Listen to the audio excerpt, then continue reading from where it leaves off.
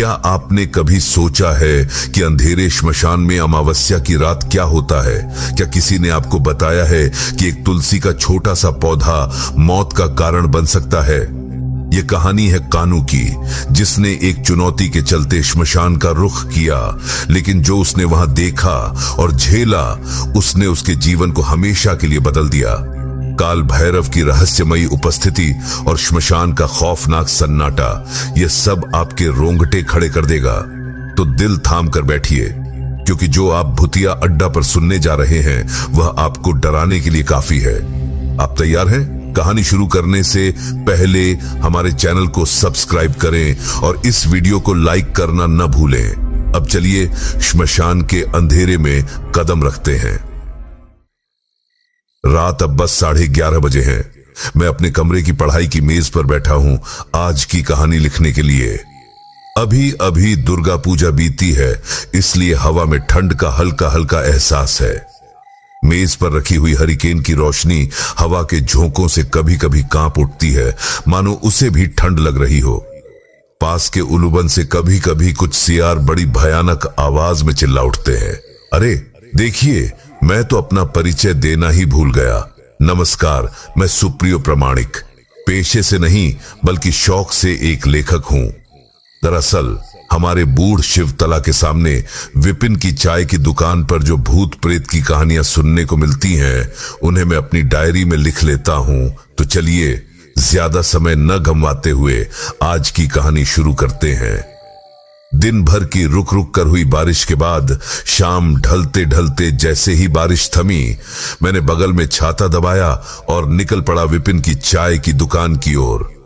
बारिश तो थम गई थी, लेकिन कभी कभी बादलों की गड़गड़ाहट और बिजली की कड़कड़ाहट सुनाई दे रही थी। दिन भर हुई बारिश को देखकर ऐसा लग रहा था जैसे बादलों के देश में किसी पाइप में छेद हो गया हो। शुक्र है कि आज रविवार था, वरना शायद इस बारिश में भी ऑफिस जाना पड़ता। रास्ते के पानी और कीचड़ को नजरअंदाज करते हुए मैंने अपने धोती को बचाते बचाते थोड़ी ही देर में विपिन की चाय की दुकान पहुंच गया। जैसे ही दुकान के अंदर दाखिल हुआ, देखा कि अंदर एक लकड़ी की बेंच के कोने में हमारे नरोहरी काका बैठे हुए हैं। करीब 60 साल के नरोहरी काका पेशे से इतिहास के शिक्षक थे, लेकिन भूत प्रेत और दानवों में उनकी दिलचस्पी काफी ज्यादा थी। अब तो वे अपनी नौकरी से रिटायर हो चुके हैं और पेंशन के पैसों से मजे में जिंदगी बिता रहे हैं। उनका इकलौता बेटा बंबई में अपनी पत्नी के साथ रहता है और नरोहरी काका और काकी गांव में ही रहते हैं। मैं उनके पास जाकर बोला, अरे काका, आज ऐसे सिकुड़ कर बैठे हो, क्या कुछ खास हुआ है? काका मेरी ओर देखकर थोड़ा खांसते हुए बोले, अरे नहीं, क्या ही खास होगा। इस बेवकूफ विपिन से कितनी बार कहा कि दुकान की छत को ठीक करवा ले, जगह जगह से टपक रही है, लेकिन सुनता ही नहीं। और तुम आज अकेले आए हो, तुम्हारा वह दोस्त कहां है? मैंने जवाब दिया, आप मोहन की बात कर रहे हैं। शायद बारिश के मौसम का फायदा उठाकर रजाई में घुसकर सो रहा होगा। वैसे भी वह बड़ा आलसी है। तभी मेरे पीछे से किसी ने कहा, किसकी बात कर रहे हो भैया? पीछे मुड़कर देखा तो मोहन कब का आ चुका था और मेरे ठीक पीछे खड़ा था। उसे देखकर मैं मुस्कुराते हुए बोला, तुम्हारी ही बात हो रही थी, आओ बैठो। ये कहकर मैं और मोहन टेबल पर बैठ गए। फिर मैंने विपिन से कहा, भैया विपिन, 3 कप चाय लाना, जरा अदरक डालकर और कड़क बनाना। इसके बाद मैंने नरोहरी काका से कहा, तो काका, आज की इस बरसाती रात में कोई कहानी सुनाओगे? काका मेरी ओर देखकर बोले, अरे बेटा, तुम तो मेरी बातों पर विश्वास ही नहीं करते, फिर कहानी सुनाने का क्या फायदा? मैं कुछ कहता, इससे पहले मोहन बोल पड़ा, ऐसा कैसे कह दिया? काका, अगर यकीन न होता तो क्या आपके पास आते? मोहन की बात सुनकर काका कुछ सोचने लगे, फिर बोले, नहीं बेटा, आज रहने दो, आज तो ऐसा कुछ भी याद नहीं आ रहा। मोहन ने मेरे कान में धीरे से कहा, बूढ़ा पक्का चालाक है, एक सिगरेट पकड़ाओ, सब याद आ जाएगा। मरने के कगार पर पहुंच गया, लेकिन आदत नहीं बदली। मैंने मोहन को चुप रहने का इशारा किया और कहा, अगर काका ने यह सुन लिया तो कहानी सुनने का मौका भी गया। तभी काका बोले, क्या कह रहे हो तुम दोनों? मैंने मन में सोचा, अब तो गड़बड़ हो गई। हे भगवान, रक्षा करो। इससे पहले कि मैं कुछ कह पाता, मोहन बोला, अरे काका, हम तो कह रहे थे कि अब कुछ दिन बाद काली पूजा है। काली पूजा यानी श्मशान। तो अगर श्मशान से जुड़ी कोई कहानी सुना दो, बस यही बात थी। काका मोहन की बात सुनकर बोले, अच्छा, तुम्हें क्या लगता है कि श्मशान में भूत होते हैं? मैंने कहा, हां, और यह सोचना तो स्वाभाविक है काका। काका ने गंभीरता से कहा, नहीं बेटा, यह स्वाभाविक नहीं है। सुनो, श्मशान देवी का स्थान है, वहां भूत प्रेत नहीं हो सकते। लेकिन हां, श्मशान से जुड़ी एक घटना याद आ रही है, पर वह कहानी नहीं, सच्चाई है। यह बात आज से करीब 40 साल पुरानी है। तब मैं जवान था, शादी नहीं हुई थी, जीवन बिल्कुल अलग था। तब एक दिन, शायद वह शनिवार था, वह अमावस्या की रात थी। सूरज ने तालाब के पानी में डूबते डूबते अंधकार का हल्का पर्दा फैला दिया था। मैं और मेरे दोस्त मुंगला के घर के पास बैठे थे। तभी हमने देखा कि एक जटाधारी साधु गेरुए वस्त्र पहने हमारी तरफ आ रहे हैं। उन्हें देखकर हम खड़े हो गए। उन्होंने शांत स्वर में कहा, खोकाओं, क्या मोडल बाबू का घर बता सकते हो? मुझे उनसे कुछ जरूरी बात करनी है। मैंने उसके सवाल का जवाब देते हुए कहा, आज क्यों नहीं जा सकता? लेकिन मोरल बाबू तो अब नहीं मिलेंगे। वह मेरी बात सुनकर थोड़ा परेशान हो गए और बोले, यह क्या, वह घर पर नहीं है? मैंने जवाब दिया, नहीं नहीं, वह घर पर ही है, लेकिन इस समय शाम के वक्त वह बूढ़े शिवतला में रहते हैं। इसलिए मैंने कहा। मेरी बात सुनकर वह शायद थोड़ा शांत हुए और मुझसे बोले, खोका, क्या तुम मुझे मोरल बाबू के पास ले चलोगे? हमने एक दूसरे की ओर देखा और कहा, अच्छा, आइए हमारे साथ। यह कहकर हम उस अजनबी को लेकर मोरल बाबू के पास गए। मोरल बाबू की उम्र लगभग 50 के करीब होगी, लेकिन उनकी सेहत देखकर उनकी उम्र का अंदाजा लगाना मुश्किल था। दूध जैसी उजली त्वचा, मजबूत कदकाठी, कठोर जबड़ा और आंखों मुंह पर एक गहरी गंभीरता। मोरल बाबू उस समय बूढ़े शिव मंदिर की दीवार से टिककर अपने साथियों के साथ तंबाकू का सेवन कर रहे थे। हुक्के की घड़घड़ाहट के साथ एक मीठी गंध चारों ओर फैली हुई थी। हमें देखकर उन्होंने हुक्के का एक कश लिया और मुंह से धुआं छोड़ते हुए बोले, क्या बात है, तुम लोग इस समय यहां क्या कर रहे हो? हमने उस अजनबी की ओर इशारा करते हुए कहा, ये आपकी खोज में थे, इसलिए इन्हें आपके पास ले आए। मोरल बाबू ने उस अजनबी को सिर से पैर तक देखा और बोले, आपको देखकर तो साधक ही लग रहे हैं। तो हमारे यहाँ मोरल बाबू की बात पूरी होने से पहले ही वह अजनबी उन्हें प्रणाम करते हुए बोले, मेरा नाम शंकरनाथ भट्टाचार्य है। मैं एकमात्र साधक हूँ, माँ का नाम जप करता हूँ और रास्ते रास्ते घूमता हूँ। मैं इसी रास्ते से गुजर रहा था, तभी आपके गांव के आखिरी श्मशान को देखा। बहुत अच्छा लगा। अगर आप अनुमति दें तो आज की रात वहीं बिताना चाहूंगा। मोरल बाबू थोड़ी देर सोचकर बोले, ठीक है, अनुमति देना ही उचित है। आप मात्र साधक हैं, इसलिए मना करने का कोई कारण नहीं। लेकिन मैं कहता हूं, श्मशान में न रहकर किसी गृहस्थ के घर में या इस मंदिर के चबूतरे पर रात बिताएं तो बेहतर होगा। समझ ही रहे हैं, समय अच्छा नहीं है। हाल ही में चोर डाकुओं का उत्पात भी बढ़ा है, इसलिए कह रहा हूं। मोरल बाबू की बात सुनकर शंकरनाथ ने कहा, असल में मैं रात को थोड़ी शांति में मां का नाम जप करना चाहता हूं, और अगर कोई चोर डाकू मेरे पास आएंगे तो क्या पाएंगे? बस यह वस्त्र और भिक्षा का झोला। कृपया मुझे श्मशान में रात बिताने की अनुमति दे दें। शंकरनाथ की बात सुनकर मोरल बाबू कुछ देर अटकते रहे, लेकिन आखिरकार अनुमति दे दी। फिर शंकरनाथ ने मोरल बाबू को प्रणाम किया और वहां से निकल गए। वह गांव के कुछ घरों में भिक्षा मांगकर गांव के उत्तर पूर्व कोने में स्थित श्मशान की ओर चल पड़े। रात का दूसरा पहर शुरू हो चुका था। चारों ओर सन्नाटा और शांति छाई हुई थी। कभी कभी श्मशान के बाहर के ऊसर जंगल से सियारों की करुण आवाज सुनाई दे रही थी। मैं श्मशान गया था, तब सब कुछ सामान्य था, लेकिन समस्या तब शुरू हुई जब आधी रात बीत गई। सियारों की करुण आवाजें लगातार सुनाई दे रही थीं। मैं इन सब चीजों को नजरअंदाज कर मां काली के मंदिर के चबूतरे पर बैठ गया। अपनी झोली से जरूरी सामान निकालकर अपने सामने सजाने लगा। तभी अचानक ऐसा लगा जैसे एक गर्म हवा का झोंका मेरे पास से गुजर गया। मैंने कई श्मशानों में रातें बिताई थीं, इसलिए शुरू में मुझे ज्यादा डर नहीं लगा, लेकिन जैसे जैसे रात गहराती गई वैसे वैसे श्मशान का माहौल अजीब होता चला गया। आप यकीन मानिए, मैंने कई श्मशानों में रात बिताई है, लेकिन ऐसा असामान्य अनुभव पहले कभी नहीं हुआ। इतना कहकर वह साधु थोड़ा रुका। मोरल साहब उत्सुकता से पूछ बैठे, फिर क्या हुआ? साधु ने लंबी सांस खींचकर फिर बोलना शुरू किया। धीरे धीरे श्मशान का माहौल रणभूमि जैसा हो गया। बीच बीच में सियारों का झुंड जोर जोर से रोने लगता।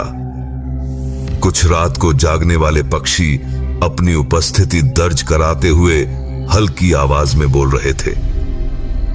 मैंने किसी तरह खुद को संभाला और मां की पूजा शुरू की। कुछ समय ऐसे ही बीत गया। तभी अचानक मेरे कानों में नूपुर की रुंझुन आवाज आई। उस आवाज के साथ ऐसा लगा जैसे पूरा श्मशान थरथराने लगा हो। मैंने अपने गुरुजी से श्मशान जागरण के बारे में सुना था, लेकिन उसे सीख नहीं पाया था। पर कल मुझे ऐसा लगा जैसे वह श्मशान अपने आप जाग गया हो। पूरा श्मशान ऐसा लग रहा था मानो कोई पागलों की तरह नृत्य कर रहा हो। उसके पांवों की आवाज से तेज आंधी चल रही थी। श्मशान के पेड़ पौधे भी उस शक्ति के साथ ताल मिलाते हुए हिल रहे थे। तभी श्मशान के बाहर से किसी के खनकती हंसी की आवाज सुनाई दी। मैं मां की मूर्ति के सामने बैठे अवाक हो गया। मन मुझे बार बार कह रहा था, पीछे मत देखो, पीछे देखा तो सब खत्म हो जाएगा। लेकिन मेरा दिमाग कह रहा था, डर मत, पीछे मुड़कर देखो, देखो क्या है। मन और दिमाग की इस खींचतान में काफी समय बीता। आखिरकार दिमाग ने जीत दर्ज की और मैंने मन के विरुद्ध जाकर पीछे मुड़कर देखा। जो मैंने देखा उससे मेरी रगों का खून ठंडा पड़ गया। इतना कहते ही बूढ़े नरहरि खुरो ने रुककर सांस ली। मैंने उत्सुकता से पूछा, फिर क्या हुआ? उस दिन साधु ने क्या देखा? नरहरि खुरो ने बीड़ी जलाई, एक कश लिया और धीमी आवाज में बोले, आत्मा। मुझे ऐसा ही कुछ अंदेशा था। मैं आश्चर्य से बोला, आत्मा? तो क्या उस श्मशान में हो रही सारी घटनाएं आत्माओं की वजह से थीं? मेरी बात खत्म होने से पहले ही नरहरि खुरो बोले, नहीं, किसी अशुद्ध आत्मा की यह शक्ति नहीं कि वे उस श्मशान में प्रवेश कर सके। उनकी बात सुनकर मैं और अधिक चौंक गया। खुद को संभालते हुए मैंने पूछा, तो फिर आत्माओं का जिक्र क्यों किया? नरहरि खुरो बोले, वे अतृप्त आत्माएं श्मशान के बाहर थीं। मैं कुछ कहने ही वाला था कि मोहन बोल पड़ा, तो फिर श्मशान के अंदर? नरहरि खुरो ने उसे बीच में रोककर कहा, यही तो असली बात है। लोग सोचते हैं कि श्मशान में भूत होते हैं, लेकिन ऐसा नहीं है। श्मशान में जो रहता है वह कालचक्र का स्वामी है, जो जन्म और मृत्यु से परे है। मैंने देखा उनकी बातों से कहानी का मूल उद्देश्य कहीं खो रहा था, इसलिए मैंने पूछा, आगे क्या हुआ? नरहरि खुरो कुछ सोचने लगे और बोले, हां, तो वह साधु बोला कि जब मैंने पीछे देखा तो मेरी रगों का खून ठंडा पड़ गया। मैंने देखा श्मशान के बाहर काले काले छायादार मूर्तियां कतार में नृत्य कर रही थीं। वे खुशी से झूम रही थीं और खनकती हंसी हंस रही थीं। उनके करतल की आवाज पूरे वातावरण में गूंज रही थी। मैं कुछ समझ नहीं पा रहा था। तभी आकाश में जोर की बिजली गिरी, जिसकी आवाज ने पूरे माहौल को पल भर में शांत कर दिया। मैंने डर के मारे आंखें बंद कर ली थीं। जब मैंने आंखें खोली तो देखा कि श्मशान के बाहर कोई नहीं था। मैंने सोचा शायद अब सब कुछ सामान्य हो गया। मैंने खुद को तसल्ली दी कि यह सब मेरे मन का भ्रम था। तभी पास की चिता में तेज लपटें उठने लगीं। वे लपटें इतनी भयंकर थीं कि उन्हें सहन कर पाना मेरे जैसे तुच्छ इंसान के लिए संभव नहीं था। उसी क्षण मैं बेहोश हो गया। जब मेरी चेतना लौटी तो रात का अंधेरा समाप्त हो रहा था और भोर हो चुकी थी। मैं उसी पल उस स्थान को छोड़कर यहां आ गया। साधु की सारी बातें सुनने के बाद गांव के लोग भयभीत हो गए। मोरल साहब ने सबकी स्थिति देखी और साधु के इलाज व भोजन का प्रबंध किया। साथ ही सबको हिदायत दी कि रात में कोई अकेले उस श्मशान में न जाए। तब से आज तक कोई भी उस श्मशान में अकेले जाने की हिम्मत नहीं कर पाया, सिवाय एक व्यक्ति के। मैंने उत्सुकता से पूछा, वह व्यक्ति कौन था और वह क्यों वहां गया था? नरहरि खुरो ने गहरी सांस लेकर कहा, हमारे शरीर का सबसे खतरनाक शत्रु क्या है जानते हो? वह है हमारा जिद्दीपन। कई बार जिद में किए गए कामों की कीमत हमें अपनी जान देकर चुकानी पड़ती है। महोन हैरान होकर बोला, जिद की वजह से पागलपन? नरहरि खुरो ने खाली नजरों से आकाश की ओर देखते हुए कहा, हां। मैंने पूछा, उसके साथ ऐसा क्या हुआ? नरहरि खुरो बोले, यह लंबी कहानी है, लेकिन जब तक घर पहुंचने में वक्त है मैं तुम्हें बताता हूं। नरहरि काका ने कहना शुरू किया, तो सबसे पहले तो मैंने तुम लोगों को उस साधु के साथ हुई घटना बताई थी। अब जो घटना बताने जा रहा हूं वह उस घटना के कई साल बाद हुई। शायद वह रविवार का दिन था। मैं और मेरे कुछ दोस्त काले तालाब के किनारे बैठकर बातें कर रहे थे। इसी दौरान बातचीत के बीच हरू ने कहा, तुम जो भी कहो पर रात में हमारे श्मशान में जाने की हिम्मत किसी की नहीं है। हरू की बात सुनकर कानू ने व्यंग्य करते हुए कहा, किसने कहा कि हिम्मत नहीं है? तू नहीं कर सकता। हरू थोड़ा गुस्से में आकर बोला, तू कर सकता है? कानू ने कहा, हां कर सकता हूं। हरू बोला, जो कह रहा है सोच समझ कर कह रहा है, बाद में पछताएगा मत। हरू की बात खत्म होने से पहले ही कानू बोला, कानू कभी बिना सोचे कुछ नहीं कहता, समझा? हरू ने कहा, ठीक है, अगर मैं जो कहता हूं तू कर लेगा तो तुझे कल भोला मोइरा की दुकान से एक हांडी रसगुल्ले लाकर दूंगा। कानू ने पूछा, सच में देगा? हरू बोला, हां दूंगा। कानू ने कहा, तो ठीक है, बताओ क्या करना है? रसगुल्ले के लिए मैं कुछ भी कर सकता हूं। हरू ने कहा, तो सुन, अमावस्या की रात तुझे अकेले श्मशान में जाना होगा। वहां जाकर चूल्हे के सामने तुलसी का एक पौधा है, उसे उखाड़ कर लाना होगा। हरू की बात सुनकर कानू व्यंग्य में हंसते हुए बोला, इसमें क्या बड़ी बात है? यह तो मेरे बाएं हाथ का काम है। हरू ने कहा, नहीं नहीं नहीं काबा, चांदू हाथ से उखाड़ा तो नहीं चलेगा। कानू ने भौहें चढ़ाते हुए पूछा, हाथ से नहीं उखाड़ूंगा तो फिर किससे? हरू ने कहा, दांत से। तुझे चिता के ऊपर बैठकर दोनों हाथ पीछे बांधकर तुलसी का पौधा दांत से उखाड़ना होगा।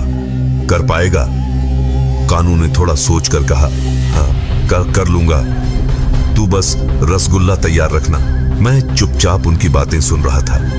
अब मैंने कहा, क्या बकवास कर रहे हो तुम लोग? किसी को श्मशान नहीं जाना चाहिए। यह जगह वैसे भी अच्छी नहीं है, और वह भी अमावस्या की रात। कानू ने मेरी ओर देखते हुए कहा, तू चुप रह, यह रसगुल्ले की बात है भाई, इसे छोड़ नहीं सकता। मैंने कहा, अरे छोड़ दे अपने रसगुल्ले, मैं तुझे रसगुल्ले खिला दूंगा, लेकिन कोई श्मशान नहीं जाएगा। अकानू ने कहा, तू क्यों देगा? जिसने शर्त लगाई है वही देगा।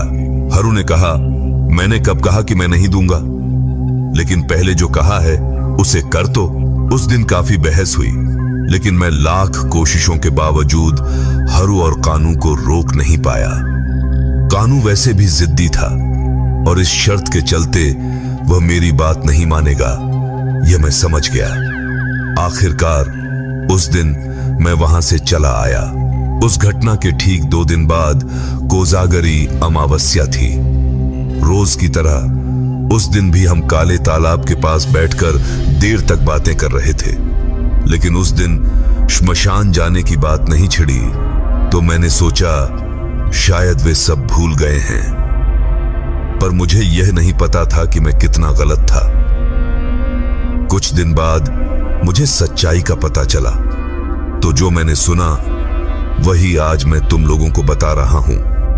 यह कहकर नरहरी काका ने अपने हाथ में पकड़ी बीड़ी का आखिरी टुकड़ा फेंक दिया और फिर से बोलना शुरू किया।